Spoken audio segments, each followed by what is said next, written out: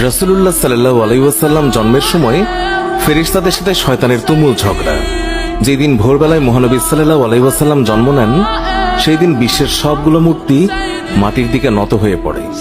ইরানের রাজার বিশাল প্রাসাদের বারান্দা কেঁপে ওঠে এবং ছাদের 14টি প্রাচীর ধসে পড়ে।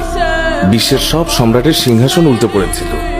বিশ্বের সব রাজা বোবা হয়ে পড়েছিলেন, অর্থাৎ তারা কথা বলতে পারছিলেন না। সেই দিন গণকদের সব জ্ঞান লুপ্ত হয় এবং জাদুকরদের জাদুগুলো অকার্যকর হয়ে পড়ে। বিশ্বনবী সাল্লাল্লাহু আলাইহি ওয়াসাল্লাম জন্মের সময় শয়তান তার সন্তানদের মধ্যে আর্তনাদ করে ওঠে। ফলে সবগুলো শয়তান তার কাছে এসে বলে, কেন এত পেরেশান বা উদ্বিগ্ন হয়েছ? সে বলল, কাল রাতে কি হয়েছিল? রাতের প্রথম থেকে এই পর্যন্ত দেখেছি যে আকাশ এবং জমিনের অবস্থা বদলে গেছে। ভূপৃষ্ঠে ঘটে গেছে এক বিরাট ঘটনা। ঈসা আলাইহিসসালাম ঊর্ধ্ব আকাশে চলে যাওয়ার পর আর কখনো এত বড় ঘটনা ঘটেনি। সবাই গিয়ে খোঁজ খবর নাও যে কি ঘটেছে। শয়তানরা চারিদিকে ছড়িয়ে পড়ে এবং ফিরে এসে বলে, কই, কিছুই তো দেখলাম না। বড় শয়তান বা শয়তানের নেতা তখন বলল, এই বিষয়ে খোঁজ খবর নেওয়া আমাদের কাজ। আর তারপর সে পবিত্র মক্কার কাবাঘর সংলগ্ন অঞ্চলে আসলো। সে দেখল যে ফেরেশতারা কাবাঘরের চারিদিকে ঘিরে রেখেছেন।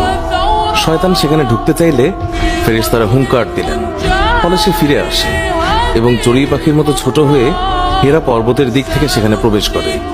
জিবরাইল আলাইহিস সালাম বললেন, ওরে অভিশপ্ত, ফিরে যা।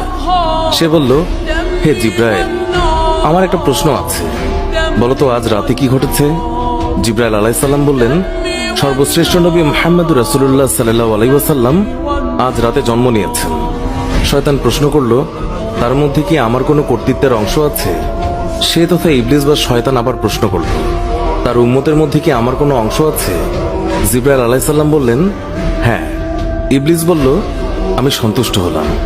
হযরত হালিমা বর্ণনা করেন, শিশু মুহাম্মদ রাসূলুল্লাহ সাল্লাল্লাহু আলাইহি ওয়াসাল্লামকে আমার গৃহে আনার সাথে সাথেই রহমত বরকত প্রকাশ হতে লাগলো।